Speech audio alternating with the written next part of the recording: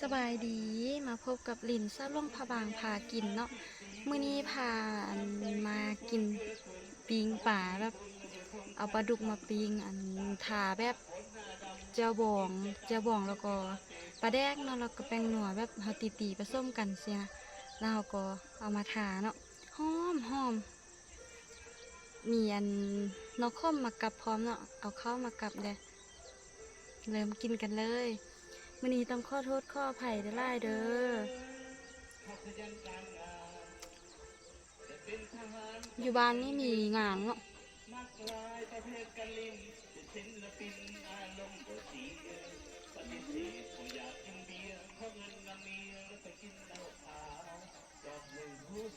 หอมหอม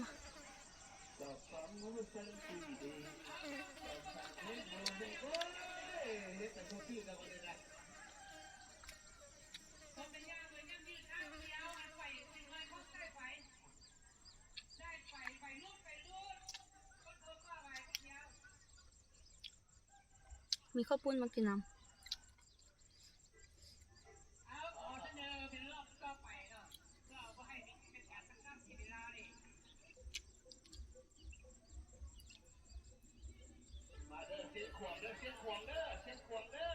หอมหอม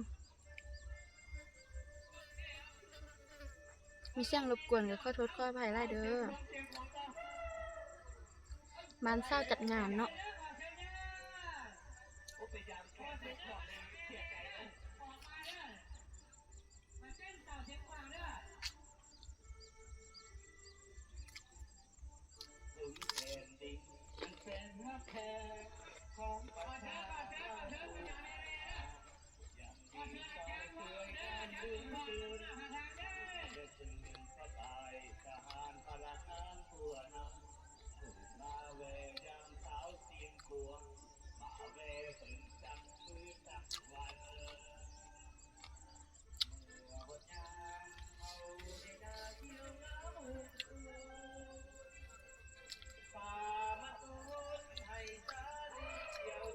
อืม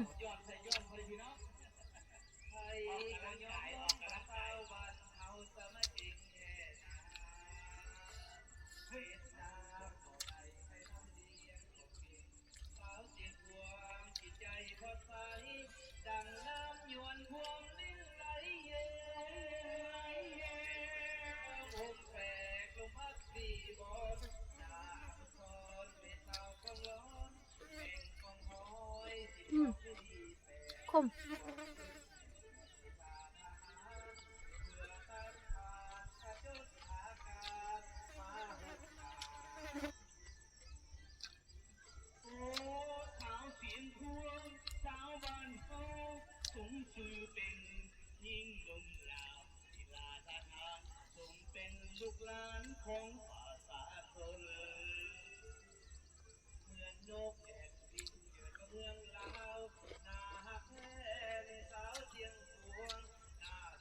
อืม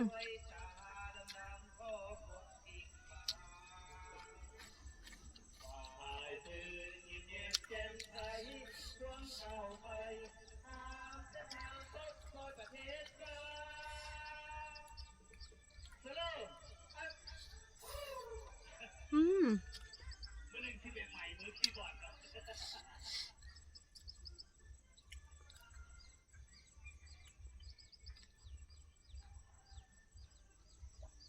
อืม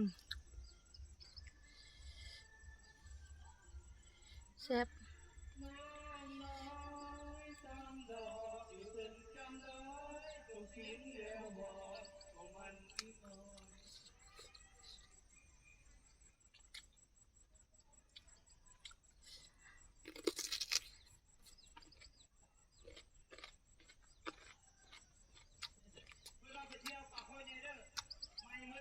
อืม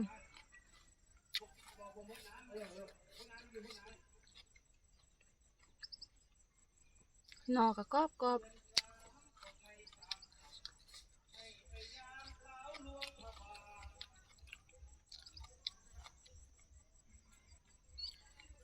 ับปิงปลาหอม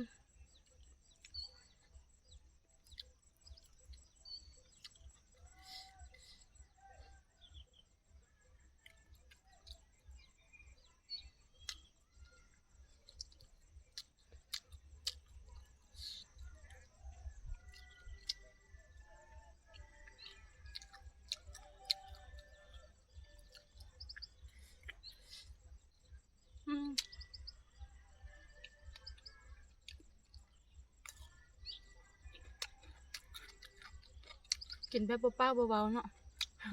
หิว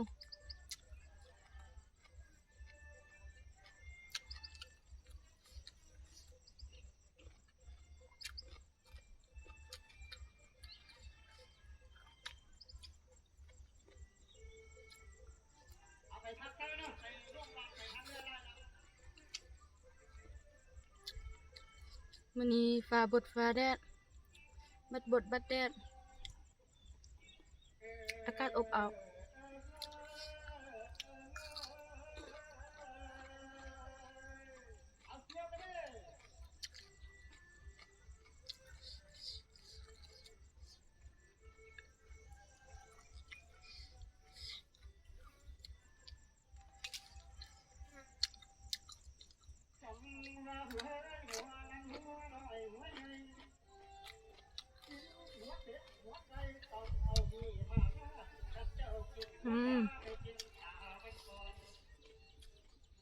เส้นเพลงก็เป็นตะมวนแท้เนาะ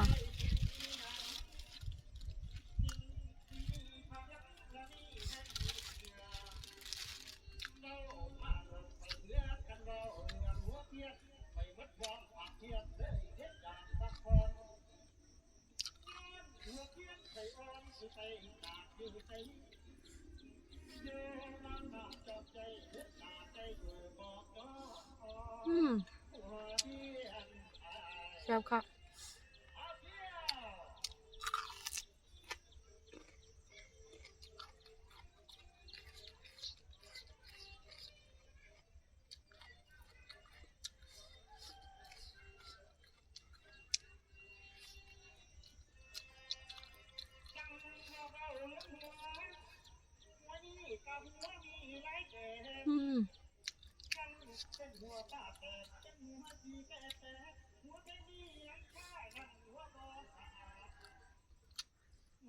มาเด้อกินน้ำกันเด้อ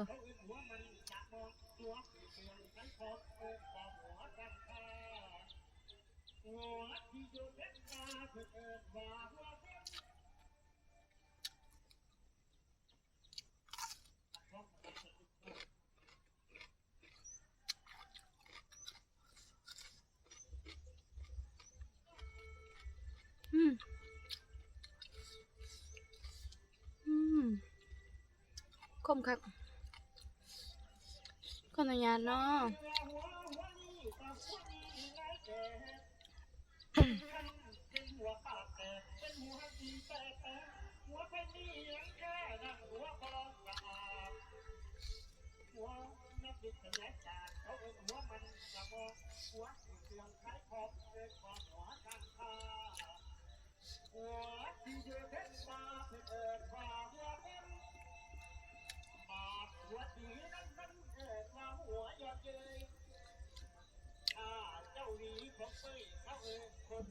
ปิ้งปลา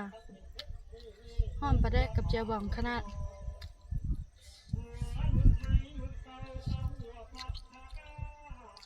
ปิ้งปลาดุกเนาะ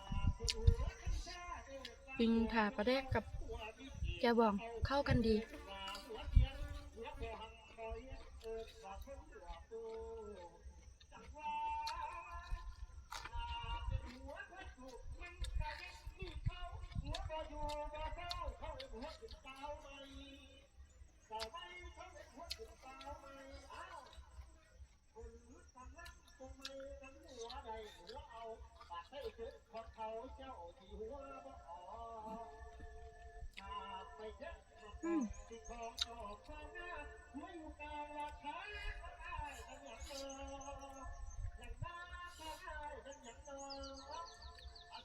สมความยาก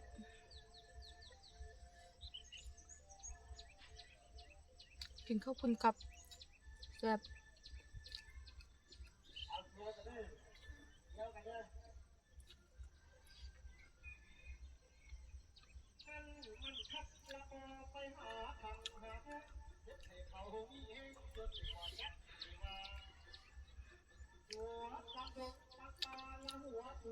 ยากข้าวแห้งจุยใส่จุยใส่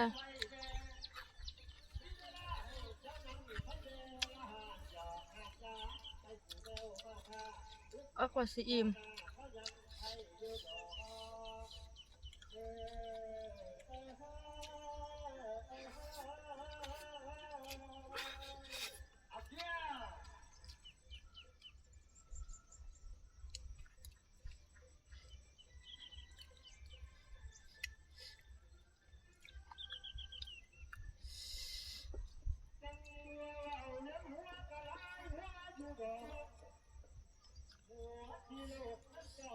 มันนี่หอนอบเอาวเนาะพี่น้องเนาะ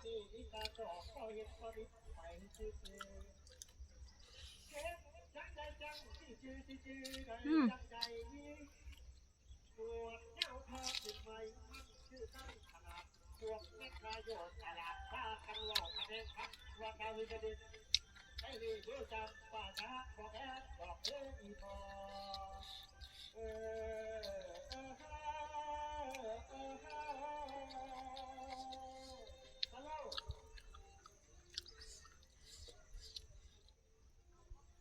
อืม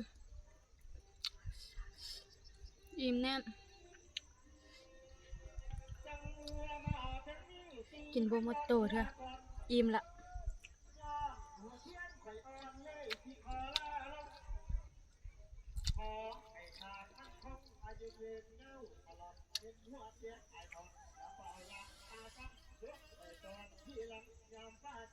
อืม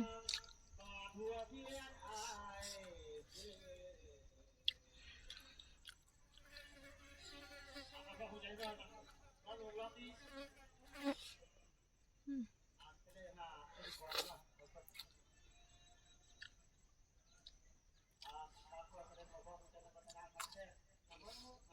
อืมแซ่บคักอืม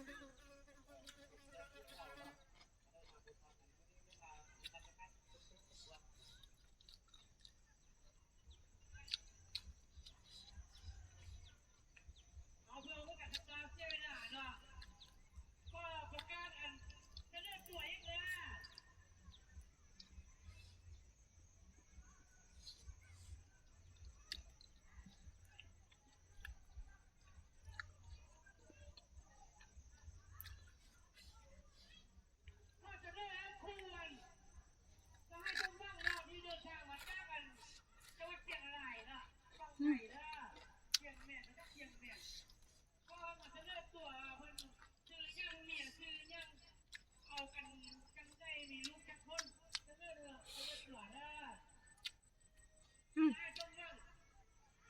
อืมอืมคักคักยิงปลากระห้อมหน่อกระคมกรอบกับข้าวปุ้น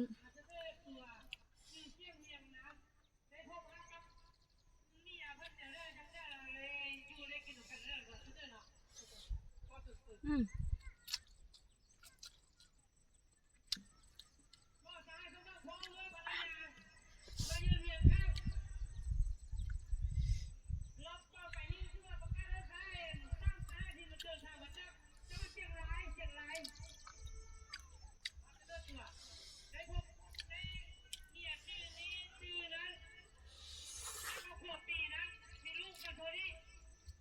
อืม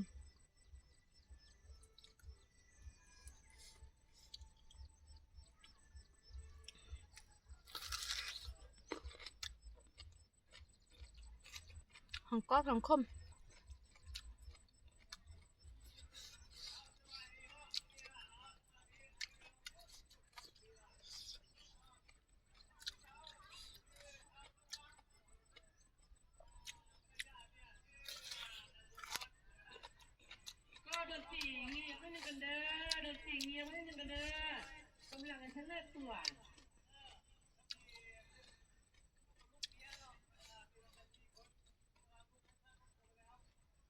อิ่มแล้วเนาะ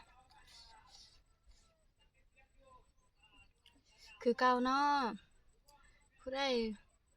มักคลิปนี้ก็ฝากกดไลค์กดแชร์กดติดตามเด้อสบายดี